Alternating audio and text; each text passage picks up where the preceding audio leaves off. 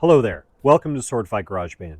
Today we continue our exploration of the 17 core skills of the German Longsword Tradition with the Vier Lieger. Lichtenauer students described within their glosses 4 primary guards to be utilized within the German Longsword Tradition.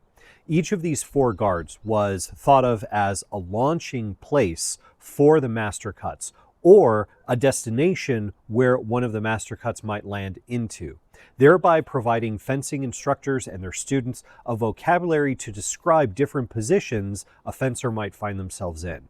The 4 guards are not considered static parries to be utilized for defense. Instead, they're considered positions one will find themselves in, which will close off particular lines of attack while opening other lines of attack. Vom Tag, which we've utilized to describe all of our master cuts, is one of these 4 guards. It's described as a stance whereby the left foot is forward, the right foot is in the back, and the sword is held with the cross guards at the shoulder and the blade upright. When someone is within Vom Tag, to make sure you're diagnosing a good guard, things you want to look for are keeping your elbows tucked in close to your body, your shoulders relaxed, and your body upright with the sword held straight up. You don't want to have the sword canted out within the guard, but instead pointed straight towards the sky so that when you make your master cuts, they flow smoothly into the position that gives you the best job at resisting what your fencing partner is doing to you. Vom Tag can also be any position in which the sword is held above the head, sometimes known as a high Vom Tag. This is still a position from which an Oberhau or descending cut can be thrown. Almost all of the time when this occurs, you're going to be doing it with a passing step, bringing your feet into a position where now your right foot is forward of your left. After Vom Tag, we might find ourselves utilizing plow, where we drop the point towards our opponent and keep the pommel pointed towards our back hip.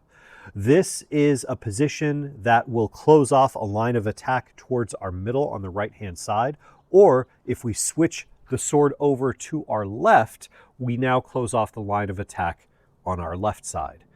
When we shift our sword over to the left, notice that the feet change as well. Anytime I move the sword to the other side of the body to complete the guard, my feet want to move to match. Additionally, when I shift into the left-sided plow, the glosses describe ensuring that the true edge is facing up, which puts us into the thumb-gripped position, which provides us greater stability and resistance against what our fencing partner is doing. Now, when we end up in this position from a thrown master cut, if we are throwing a Zornhau, we'll wind up in plow with the true edge down. When we throw the Schielhau, we come into plow with the false edge up. In addition to plow, if we continue to drop the point further towards the ground, we find ourselves in Alber, or fool. In this position, we're blocking off low lines of attack, keeping our legs well guarded, but thereby opening our upper area to attack. From this position, it's difficult to throw a cut without first flowing or moving through other guards. But this position is one that can invite an attack into an upper quadrant so that we can perform a Krumpau to clear that attack as it comes in, or bring the point of our sword up in order to execute a thrust. Within the glosses, Alber is described as a position where your right foot is forward and your left foot is in the back, and it's only described as being done on one side. However, most modern fencers agree that this position can be done with a reversal of the feet, thereby chambering a slightly different body mechanic to prepare different executions of attacks from this position. For example, from here, it's easier to draw the sword back into an Unterhau coming in from the right side into your fencing partner. Were I to be in the traditional Alber stance with the left foot back, the Unterhau flows more smoothly when coming from the left. The final guard is the position one finds themselves in when cutting the Zwerchhau, which is ox. Ox is described as having the point hanging towards the face of our fencing partner with the cross guards up so they can catch a descending cut from our fencing partner. We have either open ox or crossed ox or closed ox, depending on which side of our body the sword is on and what our arms are having to do to create that position. If I move from Vomtag onto the same side with my arms crossed, then this puts me into crossed ox. I can uncross my arms to come into open ox. Or if I cut into a Zwerchau from Vomtag, that also puts me into that open ox.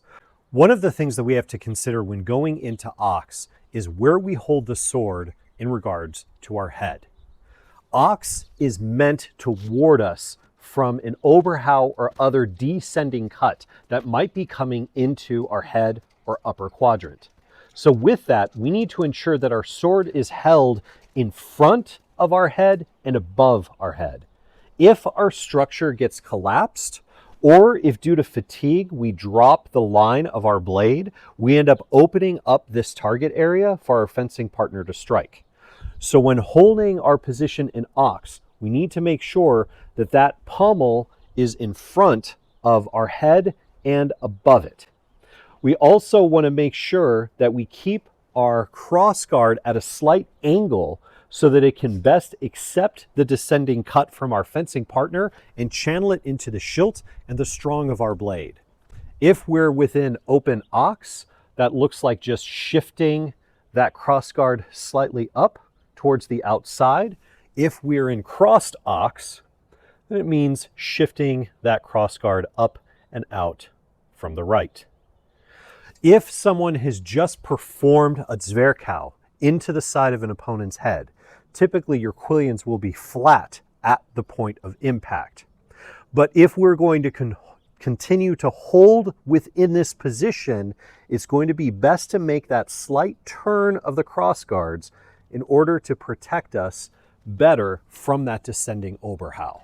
Each of these guards is not something that you want to stay in or utilize as a static stance. We also don't want to move or enter distance while maintaining a guard.